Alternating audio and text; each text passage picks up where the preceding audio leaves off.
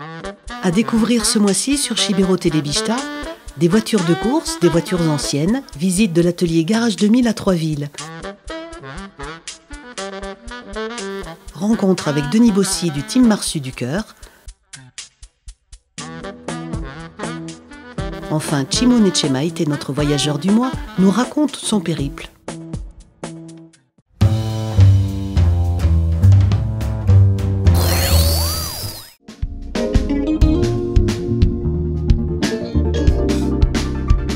C'est à Troisville que nous avons rencontré les gérants du Garage 2000. Passionnés de voitures sportives et de voitures de collection, ils restaurent depuis des années de magnifiques bolides.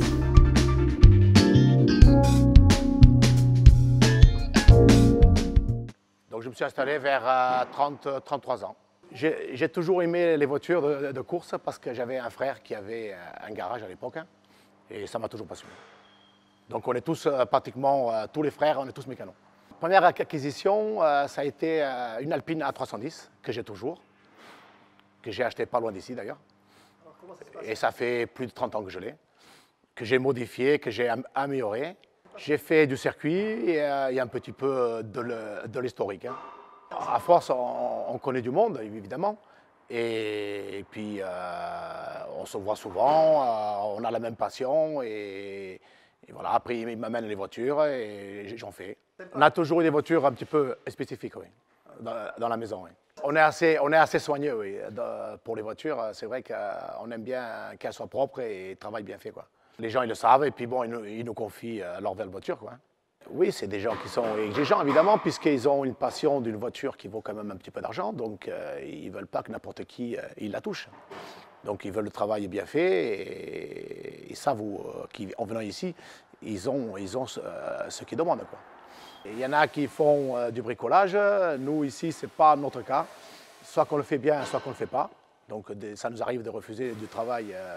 Si c'est pour faire du bricolage, on ne fait pas. Mais voilà, et on cherche la qualité d'abord. Il vaut mieux l'acheter dans son état, c'est-à-dire en épave, et de la refaire entièrement. Là, on est sûr de ce qu'on fait. En la démontant de A à Z, on peut faire un travail propre. Ce n'est pas maquillé, c'est refait de A à Z, quoi. Zéro, il faut tout tomber. Chaque boulon, le châssis, enfin, il faut tout démonter et faire chaque pièce, refaire chaque pièce à l'identique et la remonter au fur et à mesure, quoi. Donc il y a beaucoup d'heures à passer. Il faut être passionné, quoi, parce qu'on se découragerait vite sinon. Donc on y bataille et je suis content qu'elle soit finie et d'avoir un joli résultat, quoi. Ben, il faut refaire moteur, boîte, enfin, la voiture entière, quoi, de A à Z, quoi. Cette voiture, je l'ai trouvée sur une revue. J'ai appelé ce monsieur qui en voulait à peu près 15 000 €. Je lui ai dit que ce n'était pas le prix. Tout le monde la voulait, cette voiture. Et puis, en définitif, je l'ai eu par hasard. Au bout de 3 mois, j'avais enregistré son numéro. Et il m'a rappelé en me disant qu'il me l'a laissé pour 10 000 € parce qu'il en voulait 15 000 €. Et moi, j'estimais que c'était déjà bien payé à 10 000 €, vu l'état. Et du coup, il me l'a cédé. Et puis là, je suis en train de la refaire de A à Z, quoi. Ça fait 1 an à peu près. On a refait le châssis entièrement, sablé, repeint à l'époxy et ensuite peint avec de la peinture noire spéciale châssis. Et puis recollé sur la voiture. Et puis là, petit à petit, on est en train de remonter les organes. Alors j'ai fait des grosses améliorations au niveau du freinage. J'ai mis des disques AP Racing avec des Brembo pour avoir un meilleur freinage parce que j'ai mis un gros moteur derrière avec une boîte à cravaud. Donc il faut quand même que les freins y freinent. Donc ça se fait petit à petit. Alors ça c'était une Groupe 5, une A310 Groupe 5 que Franklin a roulé pendant 2 ans en championnat de France, qui a fini une année deuxième et une autre année il a gagné. Mais elle a été vite oubliée parce qu'elle est passée au Turbo 2. Et donc cette voiture, elle n'est pas très connue. Il n'y en a pas beaucoup et moi, c'est celle que je préfère. Alors, elle sera avec les couleurs Carberson, avec les autocollants et tout, comme à l'origine, exactement comme à l'origine. Bon, ça, à peu près, ça se négocie entre 40 et 50 000 € une fois fini. Alors, j'ai une Porsche en ce moment, une 911, qu'on doit refaire le moteur parce que bon, il a des problèmes de fuite et des problèmes de chaîne. Donc, on va lui tomber la mécanique entièrement et pareil, refaire le moteur et la remonter.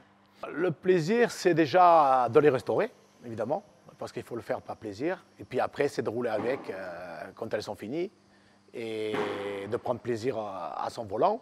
Et puis d'en racheter un autre pour refaire une autre, comme d'habitude. Moi, il me reste 2 ans à faire. Bon, je vais continuer, hein. Je n'arrêterai jamais, je pense. J'espère d'ailleurs. Et après, j'ai mon fils qui reprend la suite. Donc, j'ai la relève qui est là, il n'y a pas de souci.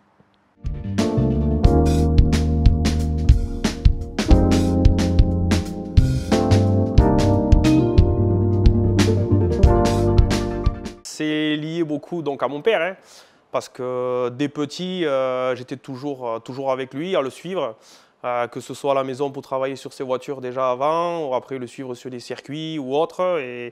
Et voilà, donc la passion de la mécanique, tout ça, c'est venu comme ça, quoi. Je suis vite parti donc, après en études donc, mécaniques de base. Et ensuite, dès la fin de mes études, après un bac pro professionnel, je suis parti directement bosser avec lui.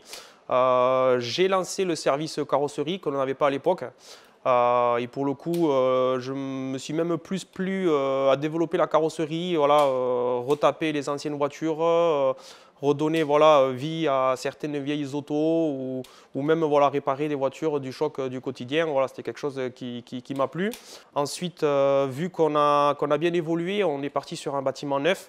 Donc on a investi donc, ici sur 3 villes. Sur le secteur, quand on a aménagé, on était 3 en tout. Maintenant, on est monté une équipe de 7 personnes. Donc on a investi au fil des années, on a même encore agrandi pour atteindre 1000 m² de bâtiment. On aime beaucoup dans le garage à travailler sur les vieilles autos ou des voitures sportives, ultra sportives. Là par exemple, voilà, on a une Subaru STI là, qui est arrivée pour au départ pas forcément un grand chantier et juste un peu de peinture. Et puis finalement on doit faire une réfection un petit peu plus poussée, chose que l'on va faire parce qu'on sait le faire. Ensuite, on a eu le cas d'avoir pas mal de très très belles autos qui sont venues dans nos ateliers, malgré qu'on est un peu excentré, voilà, des grandes villes, tout ça. Mais voilà, notre goût et notre passion pour le travail bien fait qu'on nous fait confiance et on vient nous voir jusqu'ici.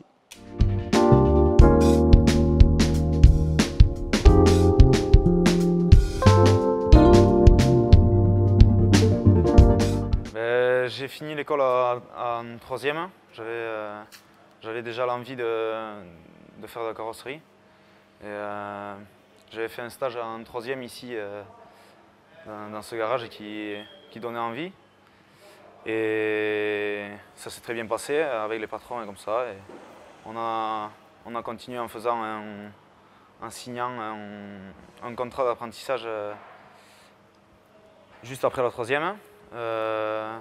Ensuite, j'ai fait donc un CAP carrossier à Pau. Ensuite, je suis parti en CQP à Bayonne. C'est un bac pro, mais avec des agréments et comme ça, des agréments climatisation, voiture électrique, voiture hybride. Voilà, et depuis un an, là, je suis en CDI depuis un an ici. Voilà. Ça donne envie de travailler dans des beaux locaux comme ça. Voilà, et il y a les belles voitures, il y a de la voiture de luxe, de la voiture de sport, et puis il y a de la voiture normale aussi. Il y a des particuliers du coin qui viennent, un peu de restauration, on voit de tout. Travailler sur une belle voiture ou sur un vieux trick, c'est pas pareil. Donc c'est là où il faut être plus méticuleux, où il y a des gens qui mettent des fois, qui font des grosses concessions pour avoir des belles voitures et il faut leur rendre un bon travail pour qu'ils soient contents et qu'ils reviennent la prochaine fois.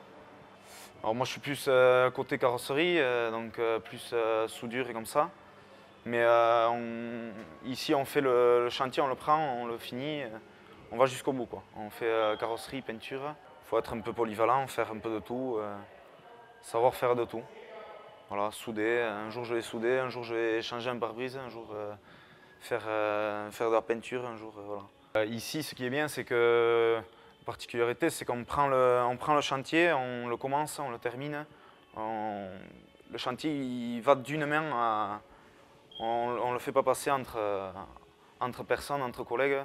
Voilà, s'il y a des problèmes, ça revient sur celui qui a fait, et on assume les conséquences s'il y en a.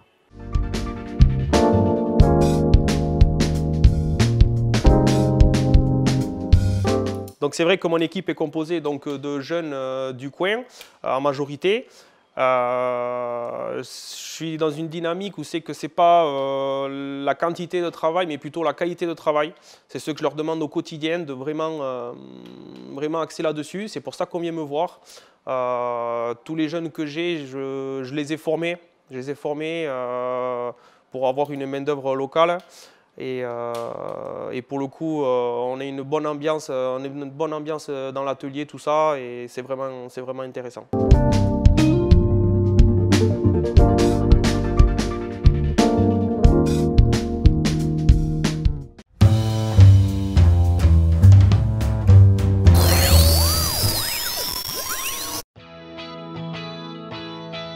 €1 par kilomètre couru. Denis Bossy nous raconte l'histoire de son combat. Aujourd'hui, il apporte sa participation à l'association Mécénat Chirurgie Cardiaque. 1 € du kilomètre parcouru avec le Jimny cette saison en spécial, parce qu'avant d'en arriver là, il y a eu beaucoup de kilomètres parcourus dans ma vie. Mon enfance, c'est avant tout mon grand-père qui m'a fait découvrir le rallye des cimes à Saint-Jean-Pied-de-Port sur les pentes de la Radoye en 1974. En 1986, j'ai pris le départ de mon premier rallye des cimes avec René Deloste et une voiture que nous avions construite de toutes pièces avec un moteur de DS et des pièces de pas mal d'autres voitures. Ça fait donc 35 ans que je roule en copilote en rallye tout-terrain, en rallye asphalte, sur du championnat de France, du championnat d'Espagne, du championnat d'Europe.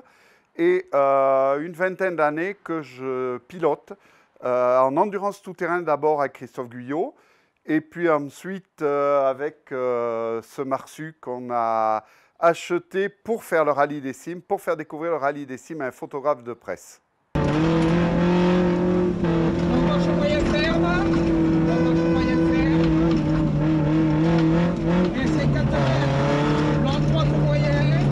L'année dernière, au moment de prendre ma licence annuelle, test à l'effort. Et au test à l'effort, la catastrophe. Le cardiologue m'interdit tout effort et donc toute course automobile.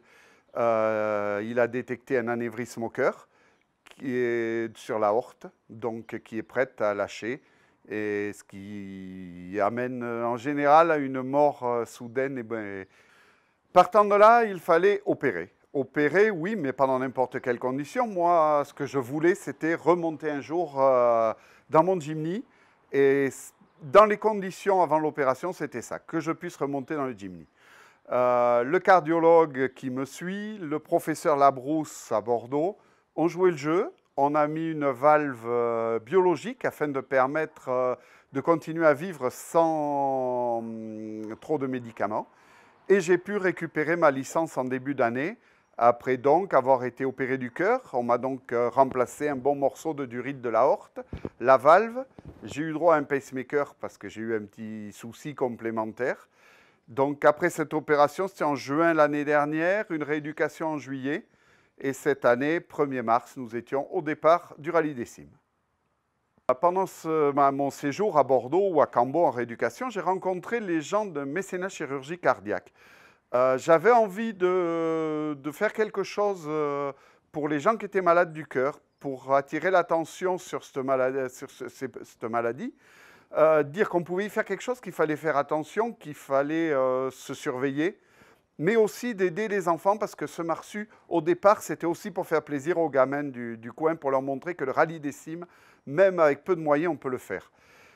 Et donc, j'ai rencontré les gens de Mécénat Chirurgie Cardiaque, qui est une association qui a pour but de permettre à des jeunes enfants d'être opérés du cœur, des enfants qui viennent de pays défavorisés où ils ne pourraient pas être opérés. Le fonctionnement, en fait, c'est des collectes de gens qui ont un projet sportif, un exploit, quelque chose comme ça, qui servent de support à une collecte. Et on collecte de l'argent, les gens donnent directement à Mécénat Chirurgie Cardiaque. Mécénat Chirurgie Cardiaque a sauvé 3200 enfants depuis sa création. et continue tous les ans à sauver à peu près 200-300 enfants. Sauver un enfant, ça coûte 12 000 €. On apporte tous notre petite pierre à l'édifice. On pensait nous ramener à peu près la moitié, on en est très loin. C'est une petite déception, mais on est heureux du parcours qu'on a fait avec toute l'équipe et de l'attention qu'on a pu attirer sur Mécénat Chirurgie Cardiaque. Pour donner un mécénat chirurgie cardiaque, c'est facile. Vous allez sur leur site, mécénatchirurgie.org, et vous allez trouver un chapitre « Les coureurs du cœur ». Dans les coureurs du cœur, vous allez trouver la marque Sutim du cœur. Si vous ne trouvez pas, ce n'est pas grave, vous pouvez donner à n'importe qui. L'argent va à Mécénat Chirurgie Cardiaque de toute façon. Et vous allez surtout trouver en ce moment sur le site l'opération Initiative Cœur. Ils repartent là, ils viennent d'arriver à Salvador de Bahia. C'est Samantha Davis et Paul Meillat qui ont fait 7e de la Transat Jacques Vabre avec le bateau. Je crois qu'ils ont réussi, eux, dans leur opération, à sauver 200 enfants depuis 2008, qu'est lancée leur opération. Et le bateau, là, rentre avec Thomas Pesquet et Tanguy Delamotte après sa 7e place. Donc, vous trouverez sur les sites de Mécénat Chirurgie Cardiaque, où vous pouvez m'envoyer chez moi à Libarenx un chèque à l'ordre de Mécénat Chirurgie Cardiaque. Vous pouvez donner avec la carte bleue. Les dons sont déductibles des impôts. N'hésitez pas, il y a des enfants à sauver. Revoir vivre un enfant qui ne pouvait plus courir, qui ne pouvait plus jouer au foot, le voir renaître, rejouer au foot, recourir, c'est quand même un plaisir dont il ne faut pas se priver. Donc nous, la collecte Marsutim, l'équipe s'est engagée à verser 1 € par kilomètre de la voiture en spécial. On a fait 4 rallyes, ça fait à peu près 600-700 € qui ont été donnés par l'équipe pour cette collecte. Tous les copains de l'équipe, les copains un peu partout, ont apporté leurs pièces à l'édifice et ont aussi donné sur la collecte qu'on trouve sur mécénatchirurgiecardiaque.org. Et la dernière surprise de cette fin d'année, là on finit la collecte à la fin de l'année, c'est la nomination par la République des Pyrénées pour l'élection du Béarnais solidaire de l'année. Pour un Souletain, c'est pas mal, mais bon, j'étais Béarnais au début de mon existence, donc ça marche aussi. Et donc on est une dizaine à être sélectionnés. On peut voter sur la républiquedespyrénées.fr et celui qui aura eu le plus de voix sera élu Béarnais solidaire de l'année. Ça serait bien que ce soit un Souletain.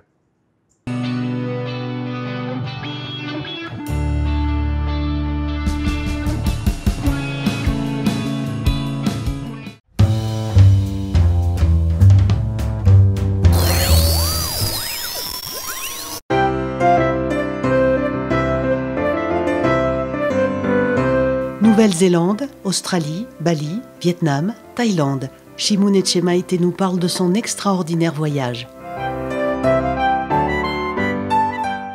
Donc moi je suis parti en Nouvelle-Zélande parce que déjà c'était un rêve. C'était un pays que je voulais vraiment découvrir. Je suis parti juste après la fin de mes études, donc j'ai fini en septembre. J'ai fait des études dans l'aéronautique, dans l'ingénierie. Et j'avais pas envie de travailler de suite, j'avais envie un peu de voyager, voilà. Parce qu'il y a, voilà, il y a un monde en dehors de la Soule qui a à découvrir quand même, qui mérite d'être vu. Et donc voilà, moi c'était la Nouvelle-Zélande parce que d'une part, les paysages magnifiques qui sont très montagneux, ça m'attirait beaucoup. L'esprit rugby aussi, cette culture très forte qu'ils ont pour le rugby. Puis j'avais un copain aussi qui est là-bas, qui est Arnaud Chilo, qui est, avec toutes ses photos, ben voilà, il m'a beaucoup inspiré. Donc voilà, c'est comme ça que je me suis décidé après mes études. Donc une fois que la décision a été prise, que voilà, ça y est, j'ai annoncé à la maison que je partais pour 1 an, chose qui n'a pas été facile. Mais il a fallu s'organiser, financement, visa, etc. Donc je savais qu'il existait un visa vacances-travail en fait pour la Nouvelle-Zélande. Il en existe pour beaucoup de pays d'ailleurs. Donc voilà, moi c'était la Nouvelle-Zélande qui m'intéressait. Je me suis renseigné sur comment l'obtenir, le financement, combien ça coûte. qu'est-ce qui est obligatoire avant de partir, qu'est-ce qu'on doit présenter à l'entrée du pays. Donc voilà, au niveau financement, j'avais déjà mis pas mal de côté parce que moi, dans ma tête déjà, même pendant les études, j'avais déjà un peu la tête ailleurs. Je savais que j'allais voyager, donc j'avais déjà un peu prévu tout ça. Et donc voilà, au niveau du visa, c'est très rapide, c'est très facile. Il faut savoir qu'en Nouvelle-Zélande, il n'y a pas de limite pour les Français. Donc on a beaucoup de chance par rapport à ça, il n'y a pas de quota de visa. Donc tout le monde peut y aller. Pour l'instant, c'est comme ça, on a la chance de pouvoir y aller sans problème. Le visa en lui-même, il ne coûte pas cher non plus. Ce qu'il faut savoir, c'est qu'il faut une assurance vie. Voiture aussi, si vous comptez en prendre une, il en faut une. Donc, moi, j'ai pris les deux en même temps, avec la même compagnie. Donc voilà, j'avais mis de côté aussi parce que je savais que j'achèterais un van là-bas. J'avais envie de voyager un peu à la route, partir un peu à l'aventure. Donc au niveau du travail, avant de partir déjà en Nouvelle-Zélande, j'avais déjà fait un peu mes recherches. Parce que bon, j'aime bien être un peu à la route, mais pas trop non plus. Il fallait quand même une petite assurance, savoir où j'allais, qu'est-ce que j'allais faire. Je ne voulais pas partir non plus dans l'inconnu total. Donc il y avait une région, une zone autour de deux villes, Queenstown et Wanaka, qui m'attirait beaucoup, qui avait l'air vraiment dingue, spectaculaire et vraiment incroyable, pleine d'aventures. Et donc j'avais envoyé déjà des mails à beaucoup de vignobles dans le coin. Je savais que travailler dans un vignoble, ça me ferait rencontrer des gens, ça c'est sûr. Et puis c'est un travail qui ne demande pas une grande expérience, mais bon, voilà, c'est assez physique. Donc j'ai eu sur, je pense, une quinzaine de mails, une bonne réponse, une réponse positive. Donc je suis arrivé fin octobre en Nouvelle-Zélande. Je suis resté à peu près une semaine à Auckland, qui est la plus grosse ville du pays, qui n'est pas la capitale, mais c'est la plus grosse ville, pour pouvoir faire tous mes papiers, mes comptes en banque, mes numéros de taxes, etc.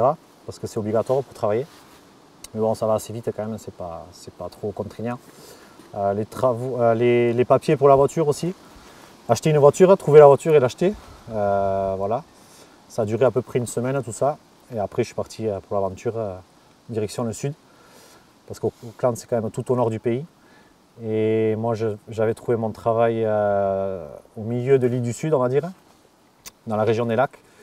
Et donc voilà. Donc ça a duré, je suis parti un peu à la route comme ça pendant 3 semaines à moi, où j'enchaînais les nuits dans les campings, je rencontrais les gens dans les campings, mais bon, tout ça c'était assez éphémère parce qu'au final j'étais quand même assez seul, c'était des rencontres qui duraient un jour, 2 jours, et après voilà, c'était très sympa, c'était cool. C'était vraiment explorer les premières semaines, quoi. Je devais rencontrer mon patron un dimanche, et je suis arrivé là-bas donc, le samedi soir, j'ai dormi dans un camping gratuit. Et la veille, je lui ai envoyé un message, salut Lindsay, je savais que dimanche matin, il y avait France All Black, le match de rugby à la télé. Je lui demande, est-ce que vous connaissez un bar pour regarder le match? Il me dit, par texto, viens chez moi, demain matin, 10 h, on regarde le match ensemble avec ma femme et les enfants et on va le regarder ensemble. Déjà, c'était assez marrant, ça situe un peu le bonhomme. Et donc, je l'ai rencontré le lendemain, il m'a dit, qu'est-ce que tu fais demain? Moi, je lui dis rien, j'ai pas de plan. Tu commences à travailler demain. Ok, très bien, ça roule. Et ça a démarré comme ça, une aventure de 7 mois. Je ne pensais pas rester autant. Je pensais rester de novembre à mars jusqu'au vendange. Voilà, pour voir un peu le cycle entier de la vigne jusqu'au vendange. Et puis je pensais que ça serait la fin. Et puis l'ambiance, elle a été tellement extraordinaire, tellement géniale que je suis resté jusqu'à juillet. Et voilà, je ne regrette pas du tout parce que j'ai rencontré des personnes incroyables. Que ce soit mes patrons qui sont incroyables. J'ai rarement rencontré des personnes aussi généreuses, quoi. Et Jules, la femme de mon patron, nous faisait à manger tous les midis. Elle nous donnait des œufs. Ils vivaient dans une ferme pratiquement en autonomie. Donc dès qu'ils avaient des œufs, des légumes, de la viande, entre eux, ils nous filaient tout. Et puis voilà, au quotidien, c'était juste génial, quoi. On rencontrait des gens de partout, des jeunes d'Amérique du Sud, des Américains, des Européens, des Néo-Zélandais bien sûr. Mais voilà, c'était génial. On n'a pas trop eu l'impression de travailler. C'était plus des vacances qu'autre chose, mais même si le travail était quand même très physique, ça faut dire, c'était quand même costaud. Mais voilà, bon, moi je suis arrivé avant l'été, donc juste avant l'été. Et à cette période-là, mon patron il était parti sur un agrandissement du vignoble. Donc on a planté des énormes parcelles tout l'été, on n'a fait que planter de nouveaux pieds de vigne. Et ensuite, au fur et à mesure que la saison avançait, on a fait beaucoup de taille, beaucoup d'entretien, c'est surtout ça, quoi, la vigne. Sachant qu'il est en agriculture bio, donc tout se fait à la main, c'est assez physique. Après, dans les premières semaines, on est arrivé dans ce vignoble, on a été logé par notre patron, avec d'autres jeunes. Et au fur et à mesure, il a fallu trouver une maison quand même. Moi, j'ai envie de me poser. Et Wanaka, c'est une ville qui avait l'air super, qui était incroyable, qui bougeait, qui était au milieu des lacs, des montagnes. Donc avec un autre groupe de personnes, des jeunes, un Italien, des Argentines, etc., on s'est posé, on a trouvé une maison. Et on a pu vivre là pendant 7 mois. C'est passé tellement vite. Et voilà. Donc l'anglais au départ, moi ça allait quand même pas mal parce que à l'école et tout, j'avais étudié, j'avais déjà fait un stage en Afrique du Sud, 3 mois. L'anglais, ça allait à peu près, mais bon, entre l'anglais scolaire et l'anglais parlé au quotidien, c'est pas pareil, quoi. Mais à force de le parler tous les jours, voilà, pratiquer, travailler, puis il ne faut pas avoir peur, il faut parler. Et puis des fautes, bien sûr, tout le monde en fait, donc il n'y a pas de souci. Ce qui est marrant, c'est que tout le monde parle avec ses accents différents. Les Italiens, les Espagnols, les Anglais, tout le monde se mélange et voilà, tout le monde se comprend au final. Mais je pense que si tu as envie de travailler en Nouvelle-Zélande, tu trouves. Ce qui est bien, c'est qu'il n'y a pas de sous-métier, il n'y a pas de, entre guillemets, de hiérarchie. Enfin, tout le monde bosse, fait sa vie et puis voilà, tout le monde se respecte. Il y a beaucoup de respect. Personne ne se fait juger, il n'y a pas de problème par rapport à ça. Donc, Nouvelle-Zélande, j'ai passé 1 an. Au bout d'1 an, il faut savoir que tu peux renouveler ton visa pour 3 mois de plus si tu as fait 3 mois de travaux agricoles, que ce soit en agriculture, dans un vignoble, etc. Donc c'est ce que j'ai fait vu que j'avais fait 7 mois. Je ne voulais pas rentrer de suite non plus, donc j'ai prolongé 3 mois. Et puis je me suis dit, voilà, sur le retour, j'ai quand même envie de visiter un peu l'Asie du Sud-Est, tout ça. Donc j'ai bien mis de côté les 3 derniers mois parce que le reste du temps, je suis sorti, j'ai fait la bringue, j'ai fait, voilà, dépensé les sous, j'ai pas trop mis de côté. Du coup, les 3 derniers mois, c'était vraiment l'objectif, c'était de mettre le plus possible de côté pour voyager en Asie, quoi, sur le retour. Et donc 1 an et 3 mois, voilà, la Nouvelle-Zélande, c'était fini. Donc ça, c'était à peu près en janvier. Après le Nouvel An, je suis parti. Et sur le retour, j'ai fait l'Australie avec un copain australien qui est de là-bas, avec qui on a fait un road trip ensemble. Bon, ça a duré 2 semaines. C'était sympa, mais c'est pas pareil. C'est très étendu l'Australie, c'était beaucoup de routes, donc ça m'a pas plu autant, on va dire. Même si je suis sûr que j'aurais passé 1 an là-bas, ça aurait été super, il y aurait eu de super rencontres, mais c'était pas pareil. Puis il me manquait quand même les montagnes, tout cet aspect montagneux, ces aventures, voilà, ça manquait un peu, quoi. C'est assez différent. Et puis après, donc, je suis parti toujours tout seul à Bali, au Vietnam et en Thaïlande. Voilà, c'était un peu les vacances, là, c'était un peu plus peinard, on va dire. Et là, c'était pareil, j'ai fait des rencontres aussi dans les auberges de jeunesse, dans ma chambre. Ça va très vite, quoi. Les rencontres, ça va super vite. Et quand tu voyages, tu t'attaches vite aux gens. Et tout le monde est dans le même cas, donc il faut juste aller vers les gens, il ne faut pas se poser des questions. Et puis voilà, quoi. Après ce voyage, comment je me sens? Mais oui, différent forcément. Je pense que je suis plus ouvert, je vais plus vers les gens. Je pense que voilà, tu t'apprends des leçons, puis tu t'apprends à te connaître toi-même aussi, parce que avant de partir, voilà, je faisais des études en aéronautique, j'avais un peu ma routine, c'est ça qui m'énervait un peu. Et je savais que j'allais partir, je suis parti, je l'ai fait. Maintenant, je sais que j'ai plus envie de faire ce que je faisais avant. La preuve, je suis rentré chez moi, à la maison, au restaurant, et maintenant c'est différent, j'ai une autre vision des choses, je pense. Mais il a fallu partir à l'autre bout du monde pour me rendre compte qu'au final, voilà, on est bien ici aussi en Soule. Et maintenant, l'objectif, ça va être plus professionnel, ça va être un peu plus à la maison. Mais voilà, des voyages, il y en aura d'autres, c'est clair. Il y en aura plein d'autres, parce qu'une fois que tu y goûtes, c'est dur d'arrêter. Mais voilà, plus ouvert, je pense. Je me débrouille plus tout seul quand même aussi. Il a fallu apprendre à se débrouiller vachement tout seul, à surmonter les petites galères, les petits obstacles. Mais voilà, ça te fait grandir tout ça. Et puis voilà, la vie continue. Et puis voilà, je suis content de l'avoir fait, quoi. Mes conseils à ceux qui veulent partir, tout simplement, mais le plus dur c'est de partir, quoi. C'est de faire le choix, se le dire, se le mettre en tête. Et après, une fois que tu pars, ça y est, quoi. Le plus dur c'est de partir tout simplement. Des galères, il y en aura toujours, tout le monde a des galères, que ce soit au quotidien ou en voyage, mais tu les surmontes, tu apprends à les surmonter. Et voilà, moi je suis parti tout seul, vraiment, franchement je me suis régalé, parce que j'ai fait des rencontres que je pense que j'aurais pas fait à plusieurs. C'est pas partir avec un groupe de copains, c'est pas pareil. Tout seul là, tu apprends à connaître les gens que tu rencontres, et les amitiés sont, je sais pas, ça se fait plus naturellement, plus rapidement, et c'est fort, c'est assez vite. On s'attache assez vite aux gens, quoi. Et après, conseil à donner, ben ouais, il faut se lancer, il ne faut pas avoir peur, on n'a qu'une vie, quoi. Celui qui veut voyager, qui se dit toute sa vie, ouais, j'aurais bien aimé voir ça, faire ci, faire ça, c'est dommage de garder ça dans un coin de la tête alors que tu peux le faire. C'est juste, c'est toi, tu prends ta décision et tu le fais. Après, ouais, niveau budget, moi je crois que j'étais parti avec 3-4 000 euros de côté, je crois, 5 000, je ne sais plus trop.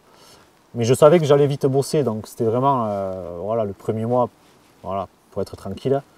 Dernier petit conseil, ceux qui veulent partir à l'aventure, pareil, je sais qu'il y en a plein. Il y en a qui sont partis déjà, les copains moi aussi, donc si tu veux partir, il faut juste se lancer, il ne faut pas avoir peur. Faut se le mettre en tête, quoi. Après, il faut l'annoncer chez soi, je pense, ça c'est pas facile peut-être. Parce que voilà, on a une génération, nos parents peut-être qui sont plus axés sur le travail et tout. C'est important le boulot, c'est super important, mais il faut quand même prendre le temps de vivre et vivre ses rêves. Et puis voilà, moi la Nouvelle-Zélande, j'avais toujours en tête, j'ai toujours eu en tête et ça s'est fait, tant mieux, voilà. Il y aura d'autres voyages, c'est clair. Mais il faut avoir un but quand même. Et, voilà, je pense que c'est important de vivre ses rêves.